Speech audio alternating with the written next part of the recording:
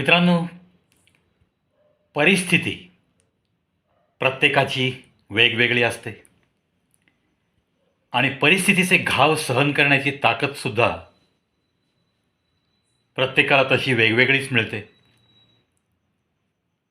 पण नक्कीच जो या परिस्थितीच्या चटक्यांना परिस्थिती जे घाव देते त्या घाव सहन करत करत जगण्याची उमेद ठेवतो, त्यालाच चांगलं आयुष्य मिळतं. असाच बोध देणारी एक छोटीशी कथा. एक शिल्पकार चला मस्तपैकी काहीतरी चांगलं शिल्प आपल्या हातनं घडावं म्हणून दगड जिथे सापडतील अशा डोंगराळ प्रदेशात, जंगली प्रदेशात फेरफटका मारायला जातो. त्याला छानपैकी एक दगड मिळतो. तो दगड ताब्यात घेतो आणि चालायला लागतो विचार करत करत की या दगडापासून मी एक छानपैकी देवाची मूर्ती बनवीन. असा विचार करतानाच रस्त्यात त्याला अजून एक दगड मिळतो. तोही तो दगड सोबत घेतो आणि घरी पोचल्यानंतर त्याच्या त्या ठराविक एका खोलीत तो एका दगडावर छन्नी आणि हातोड्याचे प्रहार द्यायला सुरुवात करतो. मनामध्ये इच्छा असते की याच्यातनं आपल्याला एक सुबक देवाची मूर्ती बनवायची आहे. साधारणतः अर्धं काम झाल्यानंतर त्या दगडातून आवाज येतो, अरे मला खूप वेदना होत आहेत, तू मला सोड आणि तो माझ्यासोबत दुसरा आणलास ना दगड, त्याला घे, त्याच्यावर घाव घाल. हे ऐकून त्या शिल्पकाराला कीव येते.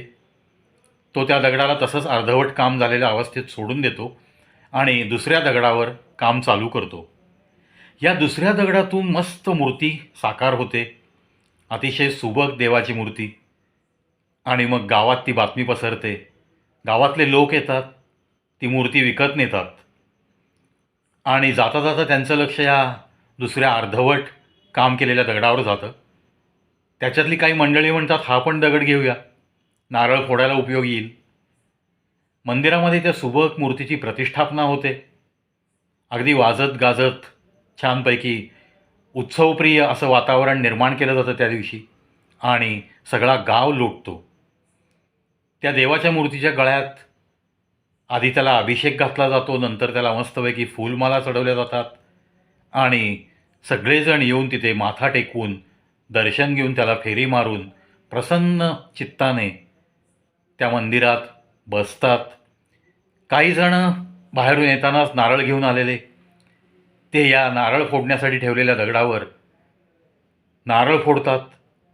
आता ही रोजची प्रचंड गर्दी आणि तितकेच फोडले जाणारे नारळ आणि त्या सुबक मूर्तीवर मात्र फुलांच्या माला. या दगडाला ज्याला नारळ फोडण्यासाठी वापरलं जातं त्याच्या मनात येतं आणि तो त्या सुबक मूर्तीच्या त्या आपल्या मित्राशी गप्पा मारताना म्हणतो, तुझं नशीब खूप छान आहे, तुला मस्त दुधादह्याचा अभिषेक मिळतो, तुझी रोज पूजा केली जाते, तुला छान वस्त्र अलंकाराने मढवलं जातं आणि तुझ्या पायावरती चरणावरती माथा टेकवून सगळी लोक दर्शन घेतात. आणि मला मात्र बघ ना, माझ्यावर प्रत्येकजण येतो आणि नारळ फोडतो, मला रोज इतक्या वेदना सहन कराव्या लागतात की आता मला कंटाळा आल्यासारखं झालं आहे. हे असलं जगणं त्यापेक्षा मरण परवडलं असंच मला वाटतंय. असे काही उद्गार त्याचे ऐकून ती सुबक मूर्ती, देवाची मूर्ती, ती बोलती होते. ती म्हणते, अरे तो शिल्पकार, तो कलाकार ज्या वेळेस मूर्ती घडवत होता सर्वप्रथम त्याने तुलाच तर हातात घेतलं होतं, पण त्याच्या छन्नी आणि हातोड्याचे घाव तुला सहन नाही झालेत आणि मग तू त्याचं अर्धवट काम असतानाच त्याला विनंती केलीस की मला सोड आणि त्याला ताब्यात घे. अरे मी त्याचे सर्व घाव सहन केले, कारण मला नक्की माहीत होतं की परिस्थितीचे घाव सहन केल्याशिवाय चांगले दिवस पाहायला मिळत नाहीत आणि हेच तुझं अज्ञान होतं. आता बस, आयुष्यभर रोज नारळ फोडणाऱ्यांच्या आणि त्या नारळाच्या फुटणाऱ्या नारळाच्या वेदना, तो आपटला जाणारा नारळ, आता हेच तुझ्या नशिबी आहे. त्याच वेळेस तू त्या वेदना सहन करण्याचं धारिष्ट्य जर दाखवलं असतंस आणि त्या शिल्पकाराला त्याचं काम पूर्ण करू दिलं असतंस, तर तुझ्या बाजूला मी तसाच पडलेला, कदाचित आजपर्यंत तसाच लाथाडला गेलो असतो.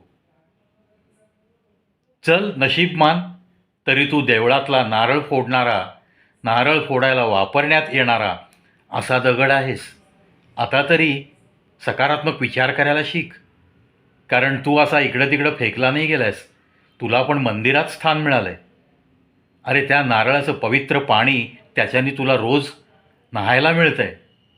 तसं पाहिलं तर मी पण खूप कौतुकाने तुझ्याकडे पाहत असतो. मित्रांनो, तात्पर्य या छोट्याशा गोष्टीतनं आपल्याला घ्यायचं आहे. एकतर परिस्थितीचे चटके सहन करण्याची ताकद ठेवलीच पाहिजे, आणि तरच, अक्षरशः तरच तुम्हाला चांगले दिवस पाहायला मिळतील. आणि समजा तुम्हाला तुमच्या वाट्याला समजा काही असं विपरीत आलं, तरी त्याच्यातून सुद्धा तुम्हाला सकारात्मक विचार करून चांगला अर्थ काढता येतो, आणि चांगला अर्थ काढून स्वतःच्या मनाला उभारी देता येते, आणि स्वतःचे दिवस स्वतः बदलू पण शकता तुम्ही.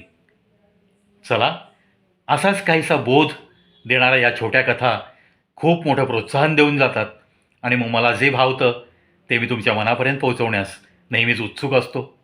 पाहत राहा, ऐकत राहा कवी प्रवीस शो ऑन यूट्यूब. धन्यवाद मित्रांनो.